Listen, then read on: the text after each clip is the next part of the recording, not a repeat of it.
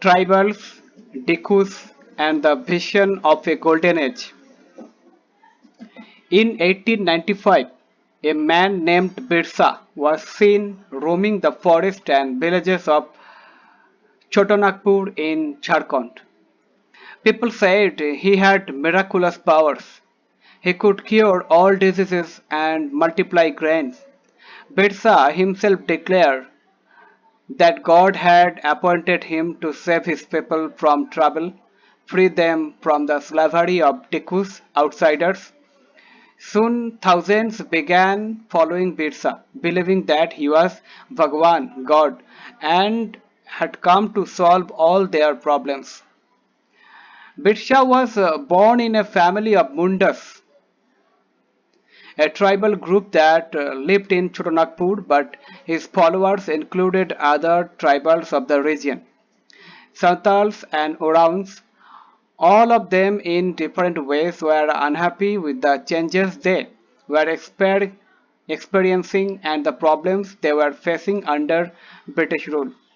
Their familiar ways of life seemed to be disappearing, their livelihoods were under threat, and their religion appeared to be in danger.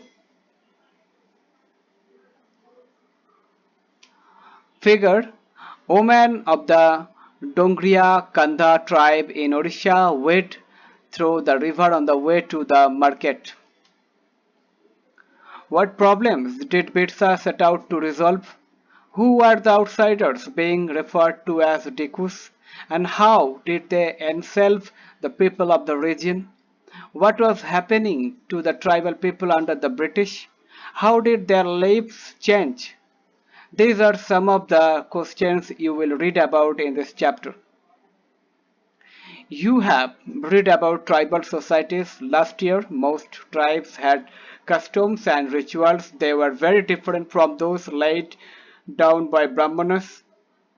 These societies also did not have the sharp social division that were characteristic of caste societies. All those who belonged to the same tribe thought of themselves as sharing common ties of kinship. However, this did not mean that there were no social and economic differences within tribes. How did tribal groups live? By the 19th century, tribal people in different parts of India were involved in a variety of activities. Some were jhum cultivators. Some of them practiced jhum cultivation, that is shifting cultivation. This was done on small patches of land, mostly in forest. The cultivators cut the tree tops to allow sunlight to reach the ground and burned the vegetation on the land to clear it for cultivation. They sprayed the ash from the firing, which contained potash, to fertilize the soil.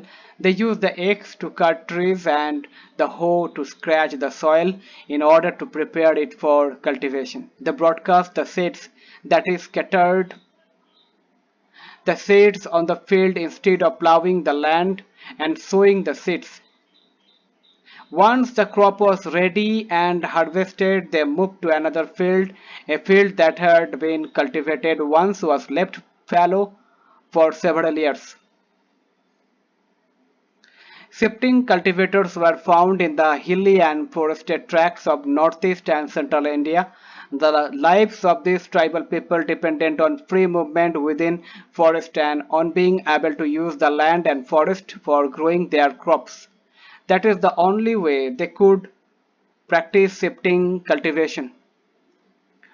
Fallow: a field left uncultivated for a while so that the soil recovers fertility. Sal: a tree. Mahua: a flower that is eaten or used to make alcohol. Some were hunters and gatherers. In many regions, tribal groups lived by hunting animals and gathering forest produce. They saw forest as essential for survival. The Khons were such a community living in the forest of Odisha. They regularly went out on collective hunts and then divided the meat amongst themselves. They ate fruits and roots collected from the forest and cooked food with the oil they extracted from the seeds of the shal and mahua. They used many forest crops, shrubs and herbs for medicinal purposes and sold forest produce in the local markets. The local weavers and leather workers turned to the khons when they needed supplies of kusum and polos flowers to color their clothes and leather. Figure: Dongriya Kanda women in Orissa take home pandanus leaves from the forest to make plates.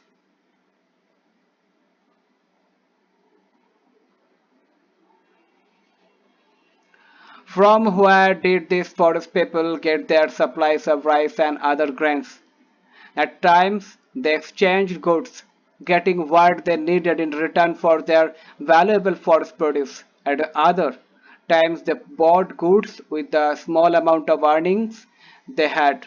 Some of them did odd jobs in the villages, carrying loads or building roads, while others labored in the fields of peasants and farmers. When supplies of forest produce shrank, tribal people had to increasingly wander around in search of work as laborers. But many of them, like the Baigas of central India, were reluctant to do work for others. The Baigas saw themselves as people of the forest who could only live on the produce of the forest. It was below the dignity of a Baiga to become a laborer.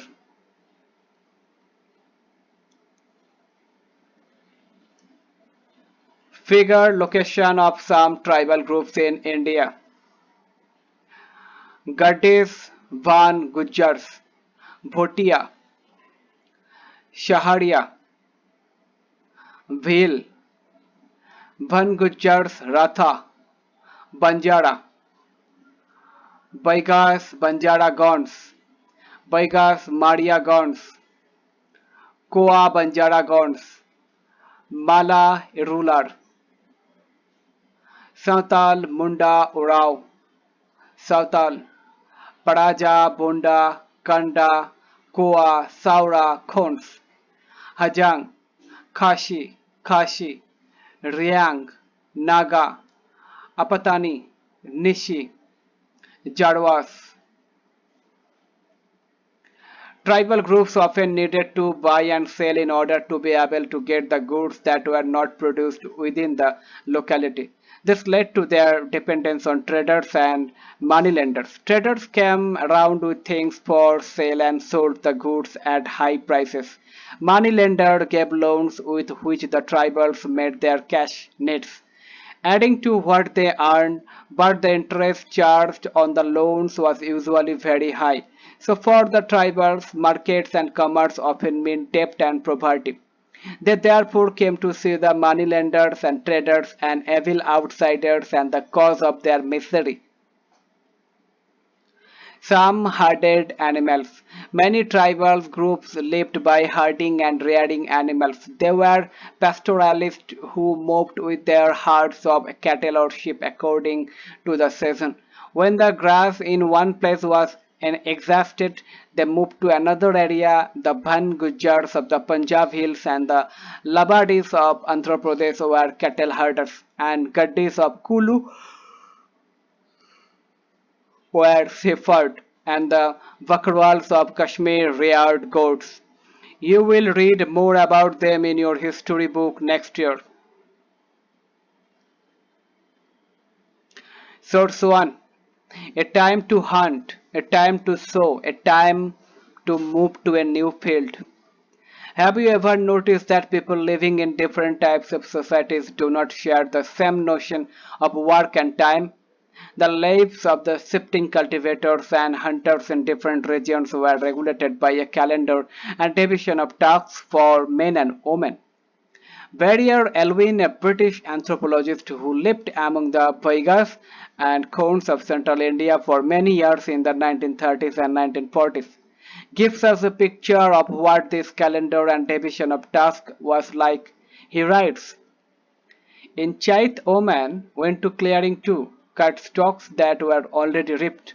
Men cut large trees and go for their ritual hunt. The hunt began at full moon from the east. Traps of bamboo were used for hunting. The women gathered fruits like sago, tamarind, and mushroom. Baiga women can only gather roots or kanda and mahua seeds. Of all the Adivasis in central India, the Baigas were known as the best hunters. In Baisak, the firing of the forest took place. The women gathered unburnt wood to burn. Men continued to hunt, but nearer their villages. In Jet, showing took place and hunting still went on. From Asa to Vadon, the men worked in the fields. In Kur, the first fruits of beans were ripened, and in Kartik Kutki became ripe. In Aghan, every crop was ready, and in Push, winnowing took place. Push was also the time for dances and marriages. In Mark, shifts were made to new beavers, and hunting gathering was the main subsistence activity.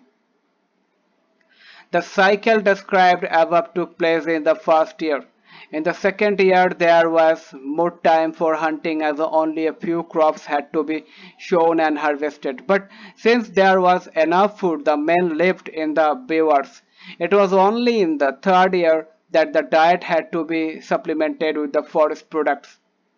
Adapted from Verrier Elwin Boyga 1939 and Elwin's unpublished notes on the Khones, Verrier Elwin Papers, Nehru Memorial Museum and Library. Figure a Sautal girl carrying firewoods, Bihar 1946. Children go with their mothers to the forest to gather forest produce. Activity. Look carefully at the task that Baiga men and women did. Do you see any pattern? What were the differences in the types of work that they were expected to perform? Comment this. Some took to settled cultivation.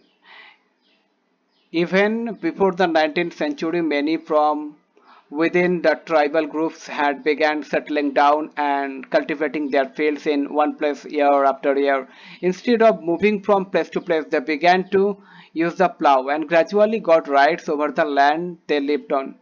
In many cases, like the Mundas of Chotanagpur, the land belonged to the clan as a whole. All members of the clan were regarded as descendants of the original settlers who had first cleared the land. Therefore, all of them had rights on the land. Very often, some people within the clan acquired more power than others. Some became chiefs and others followers. Powerful men often rented out their land instead of cultivating it themselves. British officials saw settled tribal groups like the Gonds and Santals as more civilized than hunter-gatherers or shifting cultivators. Those who lived in the forest were considered to be wild and savage. They needed to be settled and civilized. Beaver, a term used in Madhya Pradesh for shifting cultivation.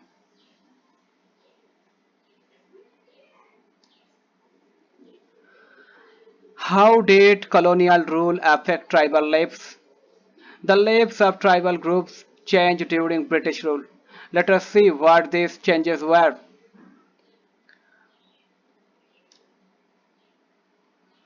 Figure a log house being built in a village of the Nishi tribes of Arunachal Pradesh. The entire village helps when log huts are built. What happened to tribal chiefs? Before the arrival of the British, in many areas the tribal chiefs were important people. They enjoyed a certain amount of economic power and had the right to administer and control their territories. In some places, they had their own police and decided on the local rules of land and forest management. Under British rule, the functions and powers of the tribal chiefs changed considerably. They were allowed to keep their land titles over a cluster of villages and rent out lands. But they lost much of their administrative power and were forced to follow laws made by British officials in India. They also had to pay tribute to the British and discipline the tribal groups on behalf of the British. They lost the authority they had earlier enjoyed amongst their people and were unable to fulfill their traditional functions. What happened to the shifting cultivators? The British were uncomfortable with groups who moved about and did not have a fixed home. They wanted tribal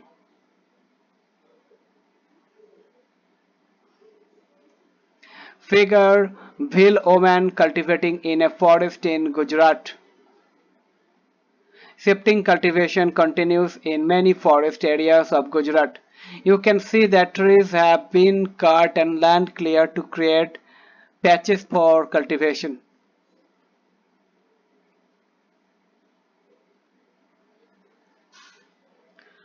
Groups to settle down and become peasant cultivators. Settled peasants were easier to control and administer than people who were always on the move. The British also wanted a regular revenue source for the state, so they introduced land settlements. That is, they measured the land, defined the rights of each individual to that lands, and fixed the revenue demand for the state. Some peasants were declared landowners, others tenants. As you have seen chapter 2, the tenants were to pay rent to the landowners who in turn paid revenue to the state.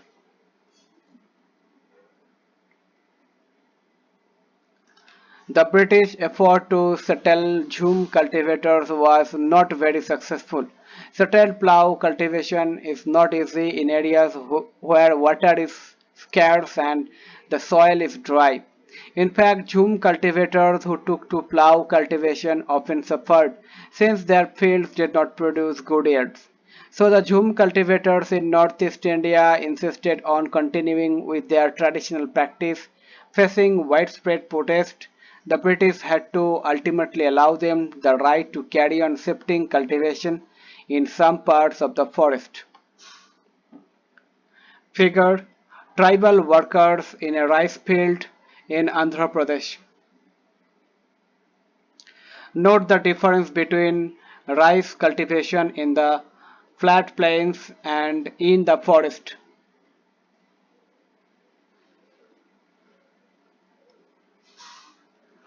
Forest laws and their impact. The life of tribal groups, as you have seen, was directly connected to the forest. So changes in forest laws had a considerable effect on tribal lives.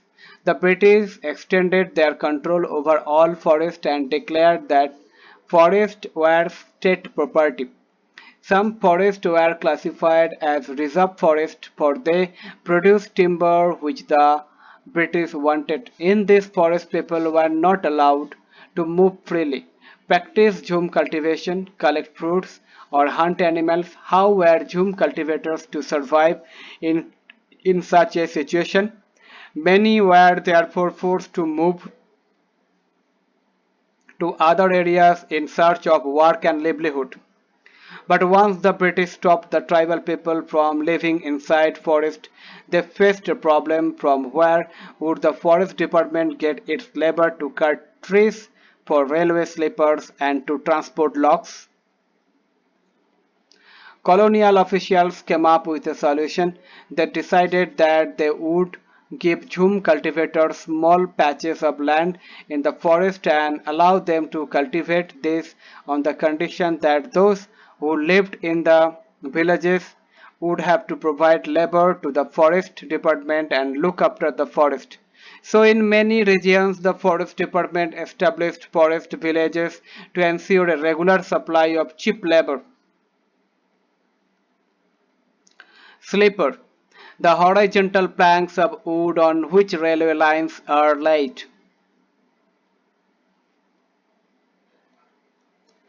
Source 2. In the land of the English, how hard it is to live. In the 1930s, Warrior Elwin visited the land of the Baigas, a tribal group in central India. He wanted to know about them, their customs and practices, their arts and folklore. He recorded many songs that lamented the hard time the Baigas were having under British rule. In this land of the English, how hard it is to live. How hard it is to live.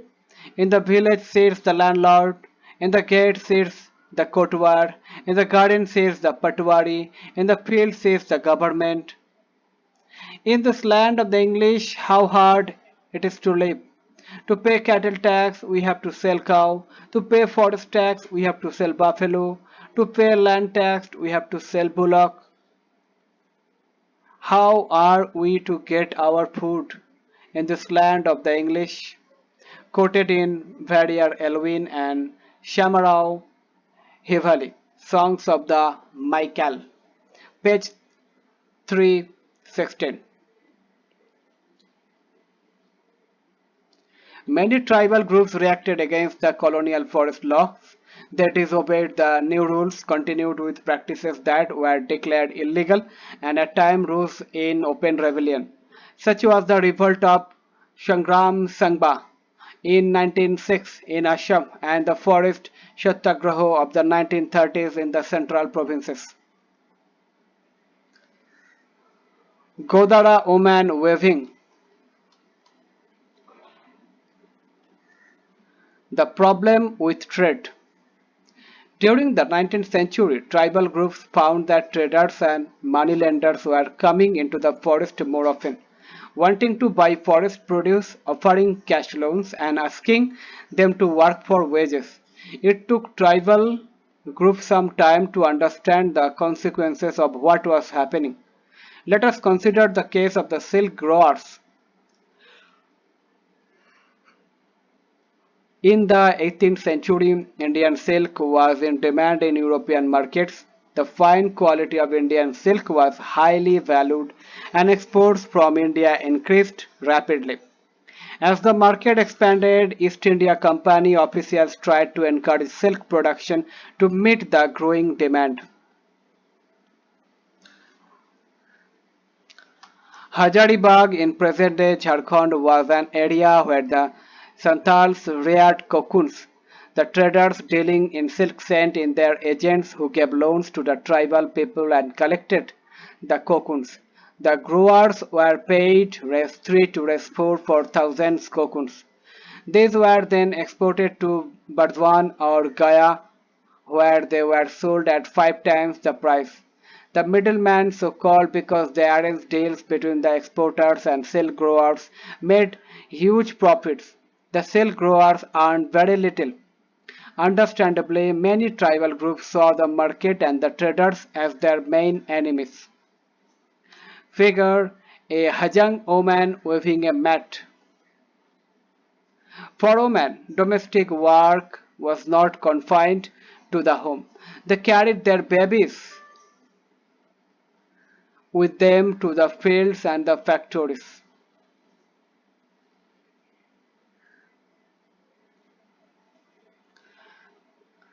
Figure coal miners of Bihar, 1948. In the 1920s, about 50% of the miners in the Jharia and Raniganj coal mines of Bihar were tribals. Work deep down in the dark and suffocating mines was not only back-breaking and dangerous, it was often literally killing. In the 1920s, over 2,000 workers died every year in the coal mines in India. The search for work, the plight of the tribals who had to go far away from their homes in search of work was even worse. From the late 19th century, tea plantations started coming up and mining became an important industry. Tribals were recruited in large numbers to work the tea plantations of Assam and the coal mines of Jharkhand. They were recruited through contractors who paid them miserably low wages and prevented them from returning home.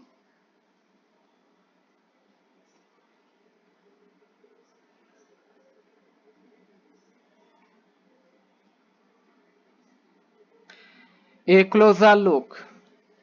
Activity. Find out whether the conditions of work in the mines have changed now. Check how many people die in mines every year and what are the reasons for their death. Comment this. Through the 19th and 20th century, tribal groups in different parts of the country rebelled against the changes in laws, the restriction on their places, practices. the new taxes they had to pay, and the exploitations by traders and moneylenders. The Kauls rebelled in 1831 to 32. Santal rose in revolt in 1855. The Bastar rebellions in central India broke out in 1910, and the Warli revolt in Maharashtra in 1940. The movement that Birsa led us one such movement.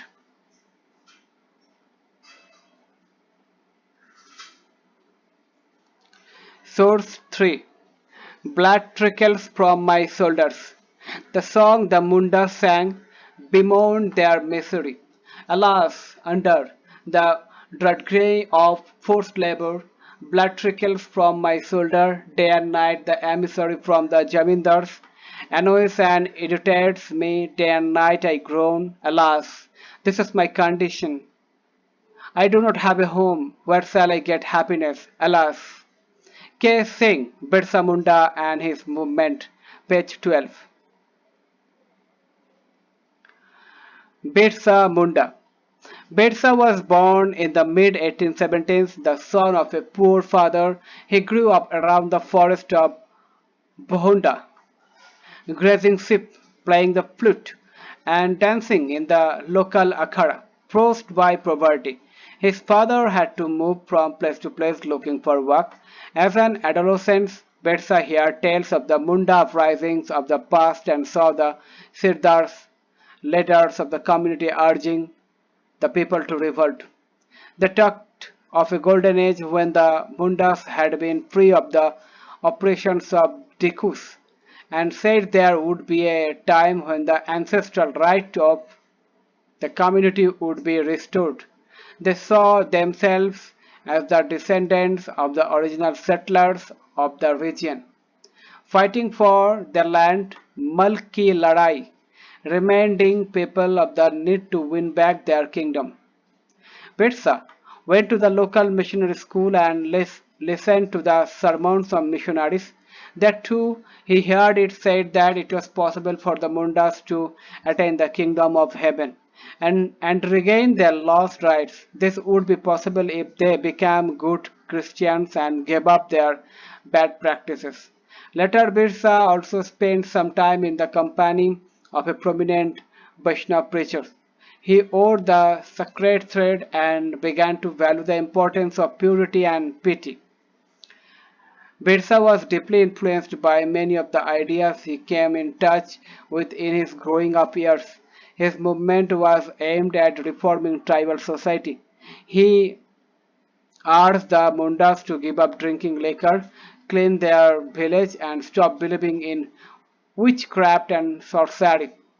But we must remember that Birsa also turned against missionaries and Hindu landlords. He saw them as outside forces that were ruining the Munda way of life. Vaishnav, worshippers of Vishnu. In 1895, Birsa urged his followers to recover their glorious past.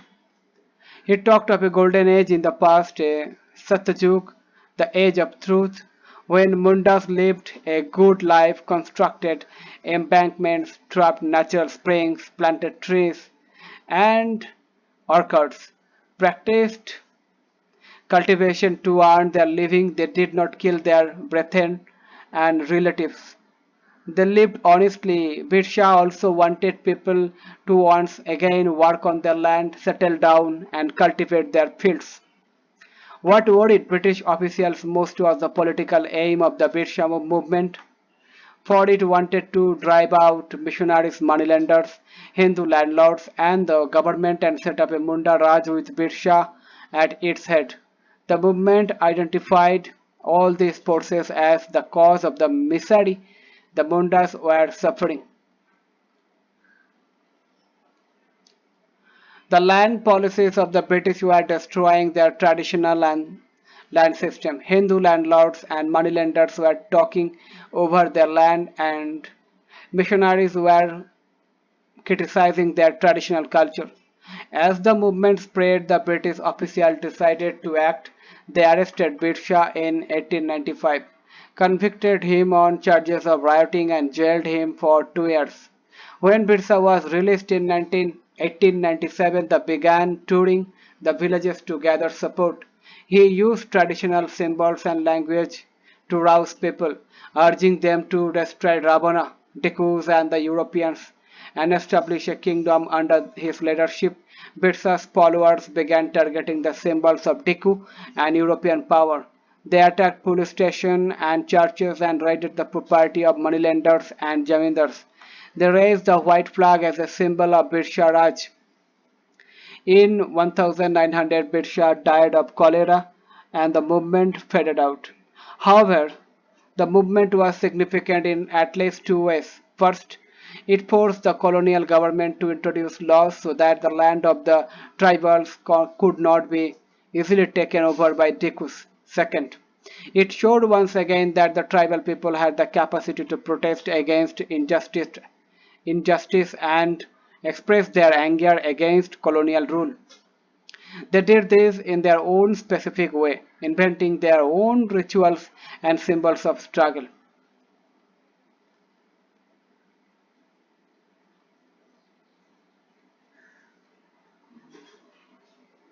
Elsewhere, why do we need cash? There are many reasons why tribal and other social groups often do not wish to produce for the market. This tribal song from Papua New Guinea gives us a glimpse of how the tribals there viewed the market. We say cash is unsatisfactory trash, it won't keep off rain and it gives me pain. So why should I work my guards from coconut trees for these government muds? Cash cropping is all very well if you have got something to sell, but tell me, sir, why if there's nothing to buy? Should I bother? Adapted from a song quoted in Cohn, Clark, and Haswell. It's the economy of subsistence agriculture.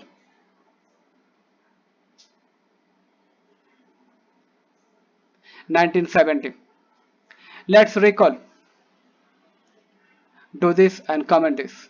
Let's imagine. Imagine you are a jhum cultivator living in a forest village in the 19th century. You have just been told that the land you were born on no longer belongs to you. In a meeting with British officials, you try to explain the kinds of problems you face.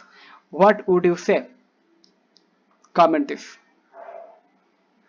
Let's discuss, let's do this and comment this.